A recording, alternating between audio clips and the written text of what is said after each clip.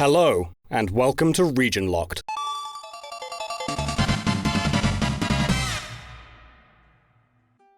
Sony's latest releases have geared more towards cinematic experiences over tight, complex gameplay. While both might be included, it's clear that Sony have a keen interest in making their games resonate emotionally with their players. Back in the days of the original PlayStation, Sony published a shooter called Philosoma, which received international release. However, its sequel, which many in the West didn't know about, was left in Japan exclusively. The games differ dramatically, and the sequel certainly gears itself more towards Sony's cinematic endeavors.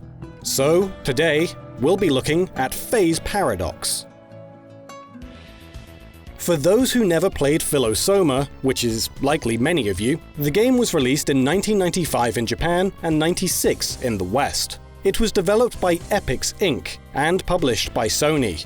Epix are relatively unknown in the West, probably best known outside of Japan for creating Intelligent Cube and the Popo LaCroix series of RPGs. Philosoma was a typical space shooter, similar to Galaga and Gradius, though with a shifting perspective to provide variety throughout the game, such as shifting from a top-down shooter to a side-scroller and then to a rail shooter.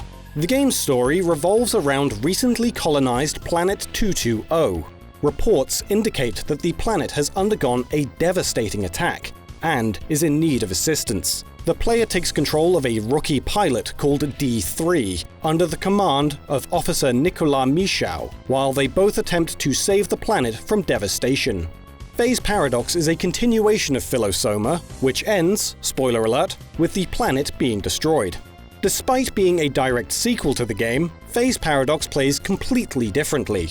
This time around, the game is presented in an adventure setting with minimal action having to be performed by the player. The game revolves around controlling 3 different characters as they traverse a spaceship in a similar gameplay style to Resident Evil, though without any of the puzzles or action segments you would expect from a survival horror. The game clearly concentrates far more on presenting a story, with the player mostly moving around a map between cutscenes, during which they will often be prompted to make one of 2 choices, using either the circle button or the X button. At times, decisions won't be clearly indicated as being wrong. It may be several events later that the consequences of an incorrect decision will come to light.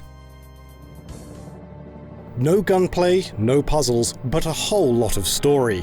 The story is split into chapters called phases, having the player alternate between each of the game's characters. Interestingly, each individual arc starts at different points in the title's narrative. The game follows the events on board the spaceship Gallant. The game opens with Planet 220 exploding. The Gallant suffers substantial damage from the blast, embedding a large object in the ship's hangar bay. 20% of the Gallant's crew has been wiped out during the incident. The player takes control of 3 members of the crew. Jude Sutcliffe, a member of a damage control unit who failed to become a pilot after experiencing an accident during training. Renee Hearn, a soldier who had been put on reserve during the Gallant's mission. And Isla Hoy Bratton, a civilian who worked in the ship's biolab. After Planet 220's explosion, the crew of the Gallant has been left in disarray. Trying to establish what has happened, Jude's team is caught up in a secondary accident on the ship's transporter, after which their lieutenant goes missing, and most of the squad are killed. Both Jude and another member of his squad, Uma Remick, check the ship's security footage, only to find nobody on the ship. They also discover recorded footage of a medical unit, showing the staff in a panic firing at some unknown entity. Jude discovers Captain Nicolas Michau, the commanding officer during the rescue mission executed on Planet 220, who seems to have been placed into a stasis pod. Soon after, while exploring the ship, Jude and Uma find a medical officer who informs them that a virus is spreading across the ship, and that several survivors seem to have gone mad and started attacking the crew. While much of the game is just cutscenes, it is still continuously possible throughout the story to make incorrect decisions, leading to a game over. This means that much of the player's progression will be based on their decision-making. Though as there are only so many choices to make throughout the game which lead to a game over, the player must utilize the tried and tested method of trial and error to get through the bulk of the game. Each time the player is led to a game over, they have the option to return to the nearest checkpoint, replaying scenes, and potentially branching the story into a different direction.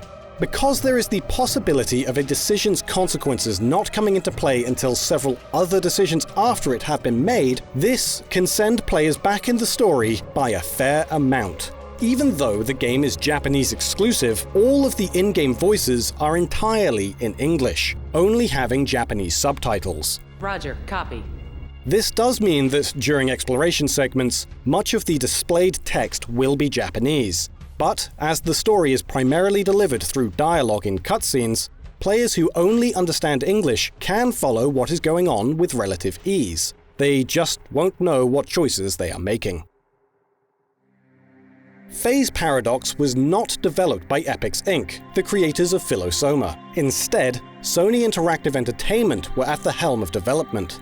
The game was headed by Takahiro Matsushima, who also led development of Philosoma.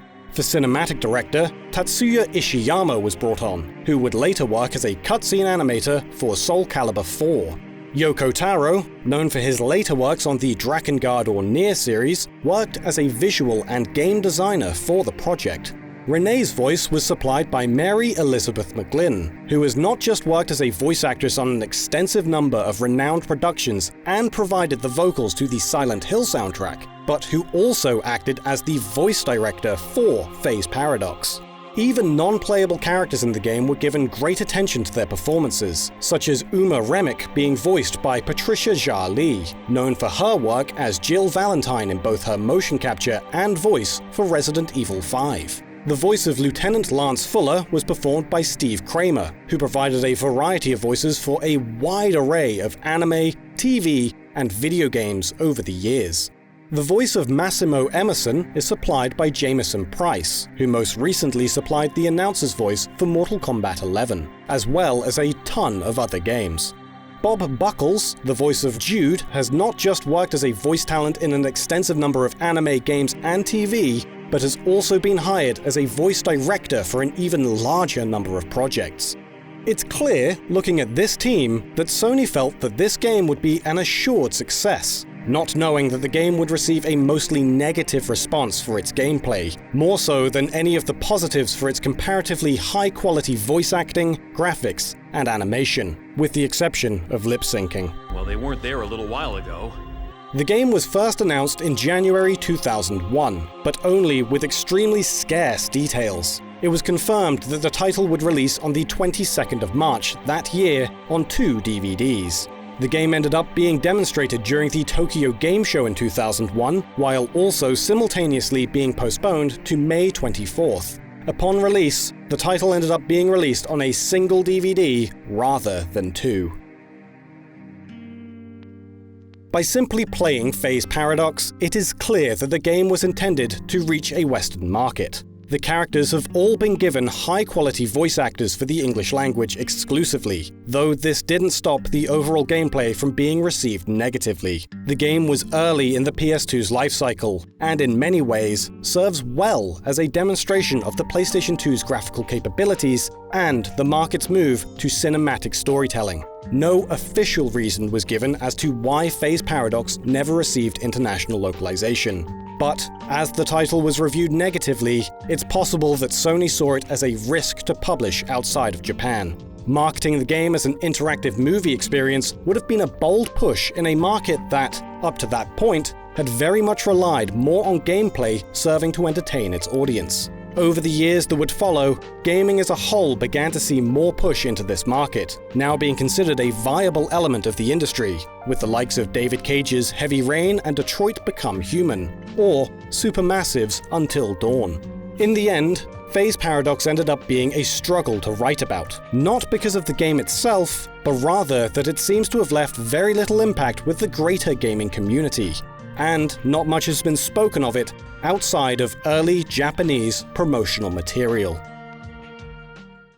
I suppose you're wondering how I got here, surrounded by corpses on the SS Chad Barnin. It all started on the 23rd of July. The Everett Lathrop War was over when the planet Clefairy was suddenly hit by a Corey Nelson bomb.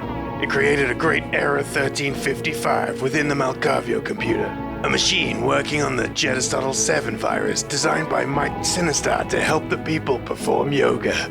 But when the planet exploded, it sent a shockwave of yoga techniques all over our ship. Malkavio and Robert Cox were the first to go. Guillermo Chavez and a few others managed to shake off the disease. But others, they weren't so lucky. The three master gamers became the three master yoga instructors. I, Vitas Varnus, had a plan. I attempted to blend in with the yoga zombies. Is this, yoga?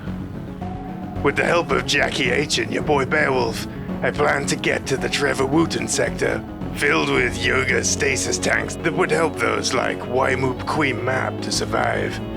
Joshua Park and Maximilian Summers, however, had plans to convert me into their physical, mental, and spiritual practices. Thanks for watching. I hope you enjoyed this episode of Region Locked. I certainly enjoyed playing this game over and over and over again. It really does send you back a fair way when you bugger it up. As always, thanks to the patrons. They are some pretty sound peeps. And so are you, because you watched all of the video to the point that you're listening to me right now. We're recording this during a heat wave, and it's a million degrees in here.